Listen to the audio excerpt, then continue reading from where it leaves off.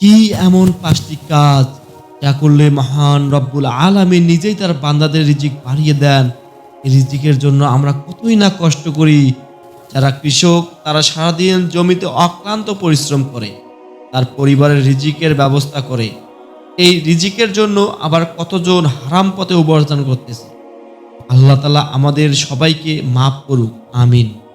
রিজিক কেবল অর্থকরী নয়, ঈমান, আমল, ইলম, নেককার স্ত্রী, সন্তান সহ মানুষের সামগ্রিক জীবনের সব উপায় উপকরণেই রিজিকের অন্তর্ভুক্ত। কিন্তু মানুষের আবশ্যকীয় এই জীবন উপকরণ আল্লাহ তাআলার পক্ষ থেকে নির্ধারিত ও নিয়ন্ত্রিত। পবিত্র কোরআনে ইরশাদ হয়েছে, ভূপৃষ্ঠে বিচরণকারী সবার জীবিকার দায়িত্ব আল্লাহর। তিনি এদের স্থায়ী ও অস্থায়ী অবস্থিত সম্বন্ধে অবহিত। সুস্পষ্ট কিতাবে সবকিছুই লিপিবদ্ধ আছে। সূরা হুদ আয়াত ৬। অন্য আয়াতে ইরশাদ হয়েছে, আল্লাহ তার বান্দাদের প্রতি অতি দয়ালু। তিনি যাকে ইচ্ছা রিজিক দান করেন, তিনি প্রবল পরাক্রমশালী। সূরা শুরা আয়াত ১৯। হাদিস শরীফে ইরশাদ হয়েছে, রাসূল সাল্লাল্লাহু আলাইহি ওয়াসাল্লাম বলেন, হে মানুষ, আল্লাহকে ভয় করো এবং উত্তম ও ভারসাম্যপূর্ণ পন্থায় রিজিক অন্বেষণ করো। কেননা কোনো প্রাণী তার জন্য বরাদ্দকৃত রিজিক পূর্ণরূপে গ্রহণ না করে কখনোই মৃত্যুবরণ করবে না, যদিও রিজিক লাভ করাটা বিলম্ব হয়।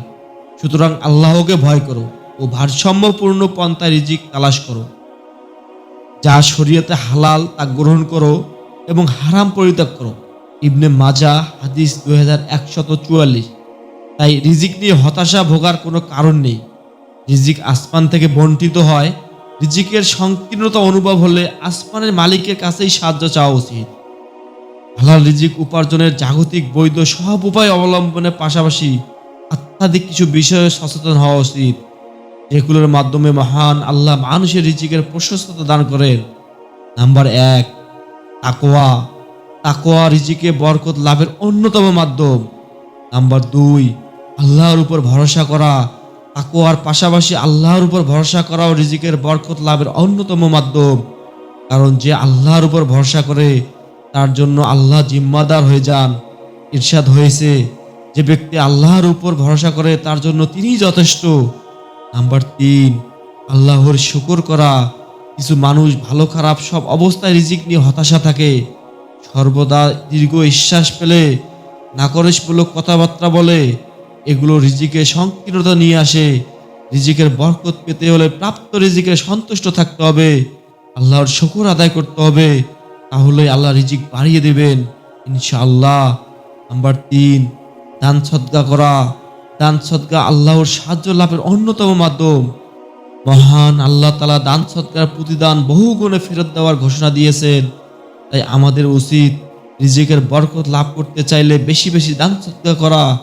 ইরশাদ হয়েছে, এমন কে আছো যে আল্লাহকে ঋণ দেবে উত্তম ঋণ, অথবা আল্লাহ তাকে দ্বিগুণ বহুগুণ বৃদ্ধি করে দেবেন। আল্লাহ সংকীর্ষিত করেন এবং তিনিই প্রশস্ততা দান করেন এবং তার কাছেই তোমরা সবাই ফিরে যাবে। সূরা বাকারা আয়াত ২৪৫। নাম্বার ৪, তওবা বা ইস্তিগফার করা। মানুষের পাপের কারণে মাঝে মাঝে যে প্রাপ্য রিজিক থেকে বঞ্চিত হয়, তাই রিজিকের বরকত লাভ করতে চাইলে বেশি বেশি ইস্তিগফার করা উচিত। পবিত্র কোরআনে মহান আল্লাহ তাআলা বলেন, অতঃপর আমি নূহকে বলেছি, তোমরা তোমাদের পালনকর্তার ক্ষমা প্রার্থনা করো, তিনি অত্যন্ত ক্ষমাশীল। তিনি তোমাদের উপর অসহস্র রিজিক উৎপাদনের বৃষ্টি দ্বারা ছেড়ে দেবেন, তোমাদের ধন সম্পদ ও সন্তান সন্তানাদি বাড়িয়ে দেবেন, তোমাদের জন্য উদ্যান স্থাপন করবেন এবং তোমাদের জন্য নদী নালা প্রবাহিত করবেন। সূরা নূহ আয়াত ১০ ও ১২। মহান আল্লাহ তাআলা সবাইকে এই বিষয়গুলো মেনে চলার তৌফিক দান করুন, আমিন।